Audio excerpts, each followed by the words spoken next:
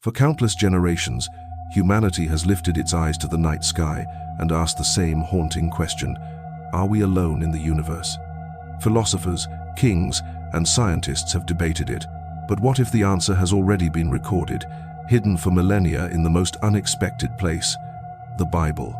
Between its ancient lines are stories of strange visitations, radiant beings who descend from the heavens, and prophecies of events so mysterious they sound less like religion and more like encounters with something beyond this world.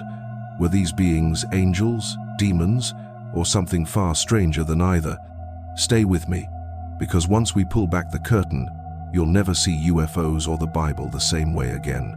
But before we dive in, let me ask you, do you believe these sightings are proof of aliens? Or do you think there's something the scriptures have already explained? Comment your thoughts below. I'll be featuring some of your answers in the next video. One of the most fascinating examples comes from the Old Testament. In the book of Ezekiel, thousands of years ago, he wrote of the heavens opening and witnessing an astonishing vision.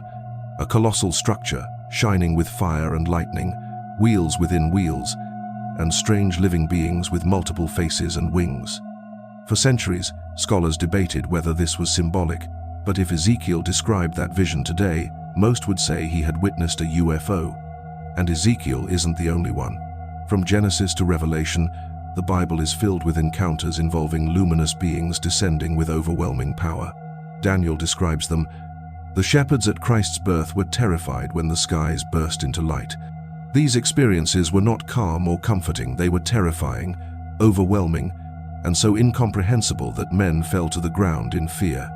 Even Jesus warned that in the final days, there would be signs in the skies so terrifying that people's hearts would fail them from fear. Think about that. Could he have been describing the very phenomenon that, in modern times, people call UFO sightings? Could these so-called extraterrestrials actually be the same spiritual forces the Bible has been warning about all along? And if that's true, the implications are chilling. Scripture warns of a great deception that will cover the earth in the end times. Imagine beings arriving tomorrow, claiming to come from distant galaxies, offering peace and advanced knowledge. How many would welcome them as gods?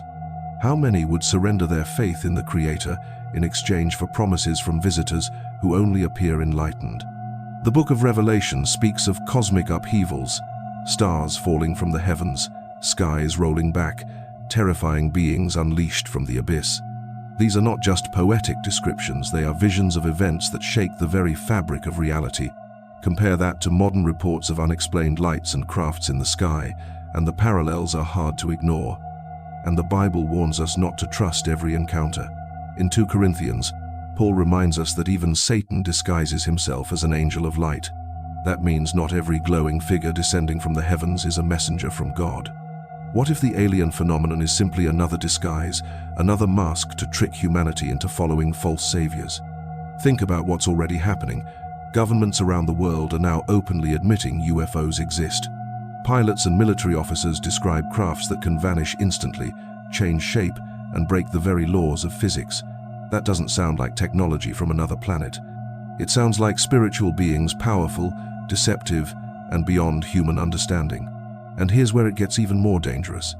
Revelation speaks of a time when all the nations of the world will unite under a single power, deceived by signs and wonders.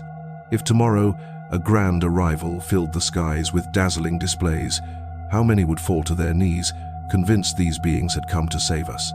Some even point to theories like Project Bluebeam, a rumored plan to use advanced holograms and sound technology to simulate a massive alien arrival, or even a false messiah.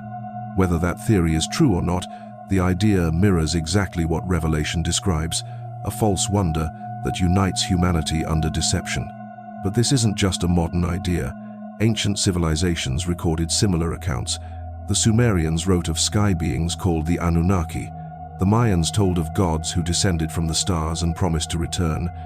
Native American tribes spoke of star people who came in glowing crafts, separated by oceans, divided by centuries, yet their stories echo the same theme: radiant visitors from above. Modern researchers call this ancient aliens. The Bible gives another explanation: spiritual beings, not all of them serving the Creator. And this explains something curious. why UFOs are always seen but never proven. They reveal themselves just enough to spark belief, but never enough to confirm. It matches perfectly what Paul wrote in 2 Thessalonians, that God would allow a strong delusion to fall on those who reject the truth, so that they would believe the lie. From ancient prophets to today's eyewitnesses, the encounters are strikingly similar. Blinding light, paralyzing fear, beings who communicate without words and move beyond natural law. The only thing that changes is how people interpret them.